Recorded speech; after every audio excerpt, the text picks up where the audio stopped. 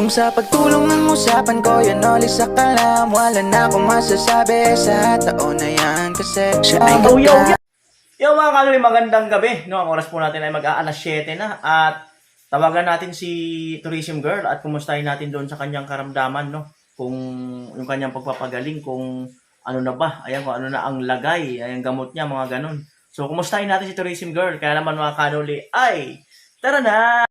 Hello! Musta? Alam po, okay naman po. Medyo maano na po, okay na. Grabe, nagpaganda ka talaga ha. Hindi po, bagong ligo ko lang. Hindi ka prepare.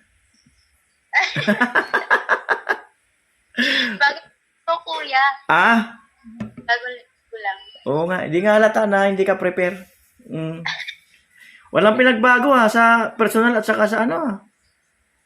Sa video call ha. Oo.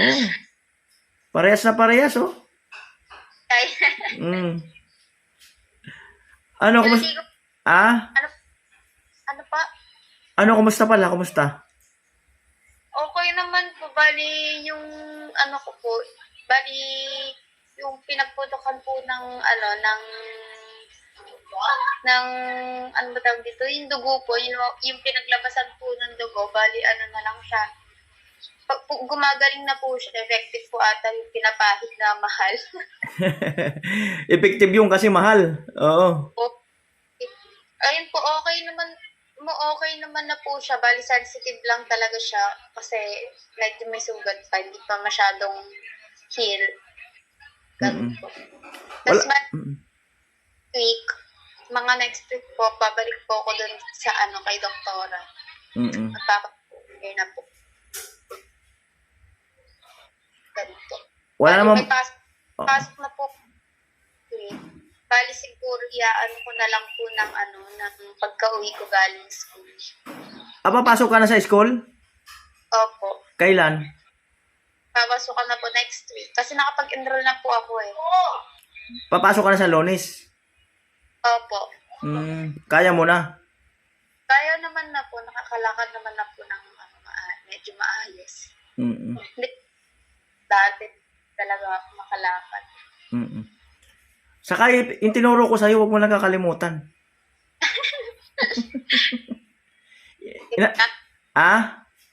Yung iisipin ka.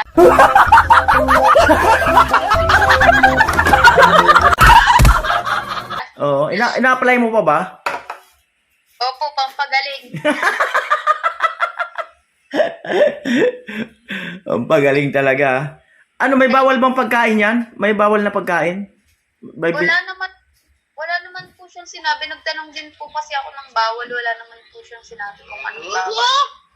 Hindi ka binawalan ng doktor? Po? Walang bawal? Wala naman daw po. Kasi nung nagpa-check up po tayo, nagtanong naman po ako sa kanya kung may bawal. Wala naman daw po. Ayos. So, maganda kung gano'n. At least, di malilimitahan yung pagkain mo, no? Oo nga. Pero bali yung pap smear na lang pinihintayin ko. Kasi yung pap smear daw po, ano po siya, parang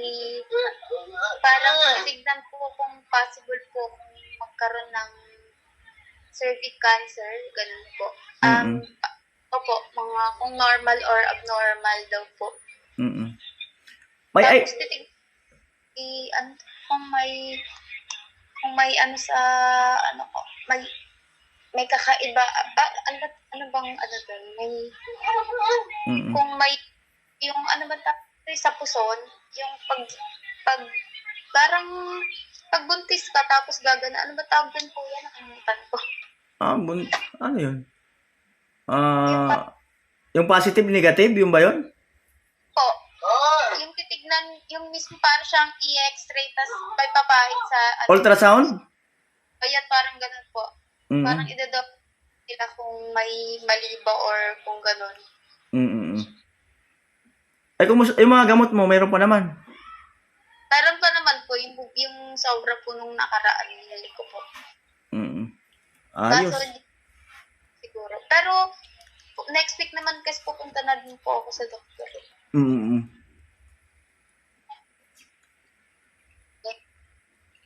Mm. It will. may pagkain sa lamesa, kinakain ko. Di at least good news, no? At ayan, nakakakilos ka na. At medyo komportable ka na compare nung pinakauna kitang pinuntahan na nakahiga ka sa inyo. At handa ka na ba dun sa pap smear? Kung may idea ka na ba kung paano ginagawa yun? Opo, nag-research naman po ako. Tapos mga sinasabi din po ng kapitbahay namin na parang medyo masakit nga daw po. Mm. So handa ka na nun?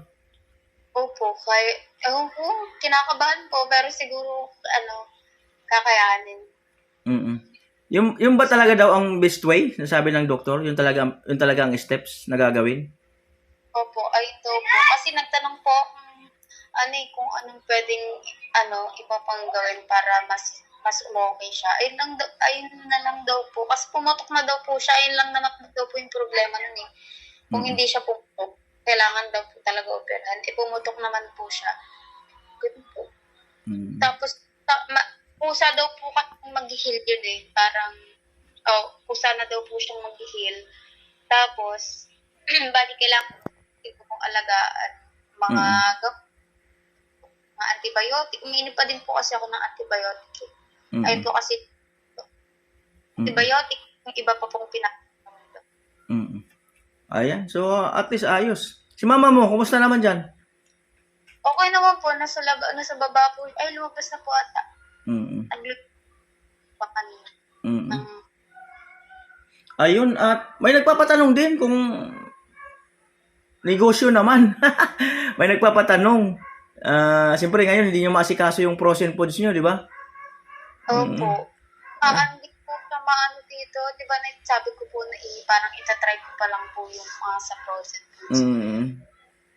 Maliit lang po kasi ng tubo nun. Malakas sa kuryente. Opo. Kuryente, tas sobrang liit ng tubo. Bali, yung gusto naman po ngayon ni mama, gusto niya naman pong matry ngayon, is yung magtitinda po sa palengke. Magpepesto sa palengke. Ano ititinda? Yung daw po, mga baboy, mahirap naman na po kami so pwedeng ilagay po dun yung, for example, matitira. Po. Sa palengke siya magtitinda? Kaya ni mama mo?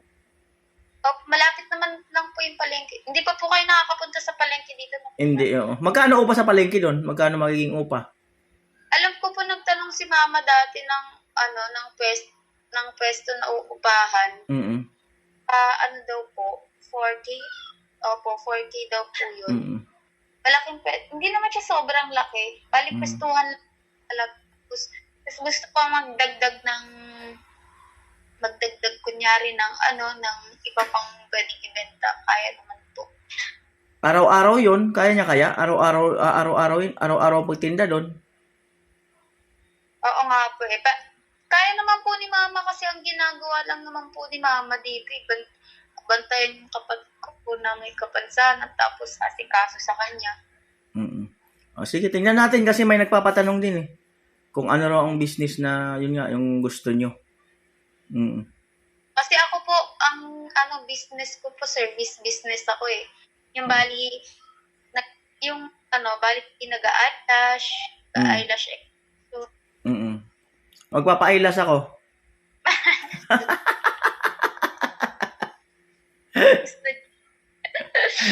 Eyelash talaga, no?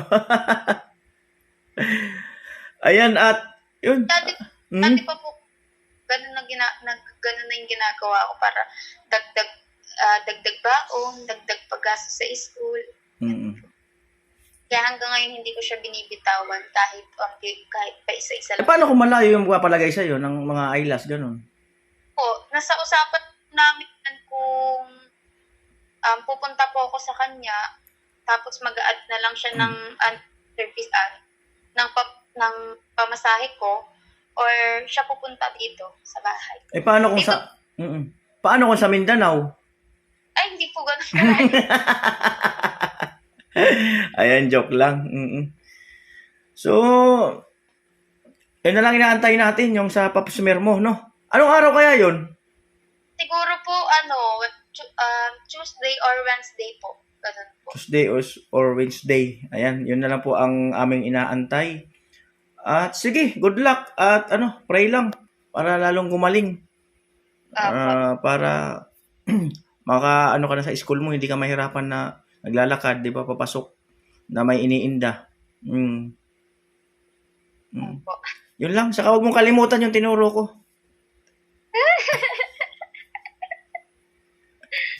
Yun talaga ang pinaka-the best doon. Ayun na nga, pati nagpagaling sa akin. Pambira. Parang totoo ah.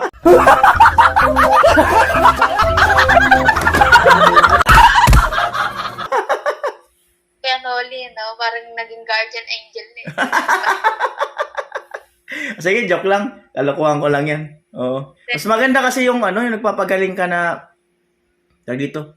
Wala kang iniisip na walang nagbabother sa isip mo, no? Oo nga Mas po. the best yun kaysa marami kang iniisip, mahirapan ka magpa-recover. Tulong na po yung mga binigay ng sponsor. Mm. Kung nagpapalam po saan ako kukuha ng mga panggamot. Di ba po ang mahal ng mga gamot? Oo. Kasi Ayun. mahal tap. Napaka-bless nga kasi kumbaga lahat naman tayo hindi natin iniisip na hindi rin natin gusto na magkasakit tayo, no? Kasi yun ang una, napakamahal, no? At napaka-bless at kumbaga ay isa ka sa yung nahagip ng camera ni Kuya Noli, no? Kaya pasalamat talaga tayo sa taas. Alam ko naman na Sinasama ko din po yung mga sponsors, Mr. K, yung mga sponsor po. Yun po, kung hindi dahil po sa kanila, hindi siguro ako gumaling ng mabilisan. Kasi dati, bago gumaling nun hindi ko po kasi ma-provide ang lahat ng kailangan. Bali, nagtitiis talaga. tinitiis. Kaya lumilipas siya ng imbis na 1 week lang, nagiging 2 weeks o 3 weeks kasi kulang sa gamot, no? Puro umabot po yung nakaraan ng isang buwan.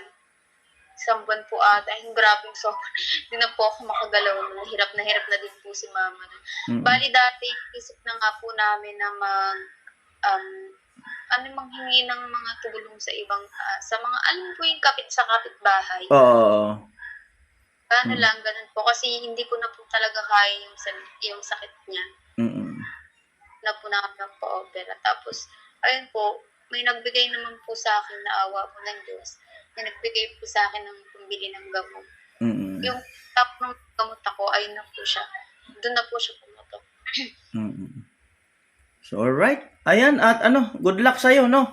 At importante yung, nakakangiti ka na ng, mas maganda ang ngiti mo ngayon.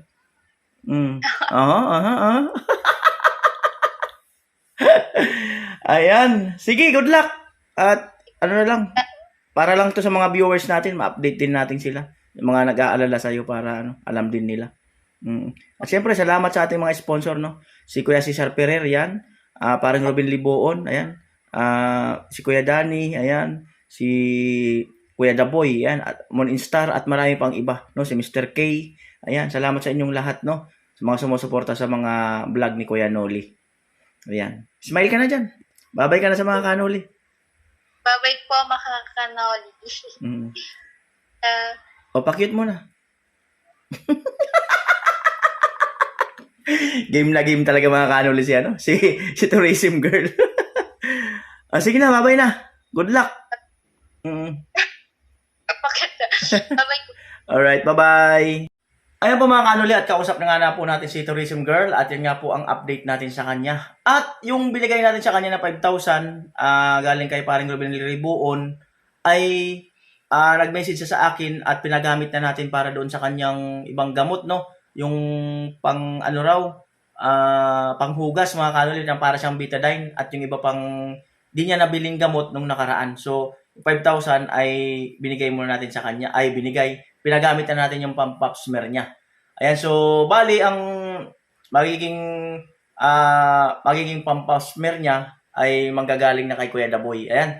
Salamat, Kuya Daboy, sa inyong lahat, paring Rubin, ayan, Kuya Cesar Ferrer, at marami pang iba, Kuya Dani, ayan, sa inyong lahat, no. Salamat, Ma'am Gina Ray, Astig na Misis, no, Mr. Milan, at si Mr. Anonymous, ayan, at si marami pang iba, mga kaluli. Bye-bye!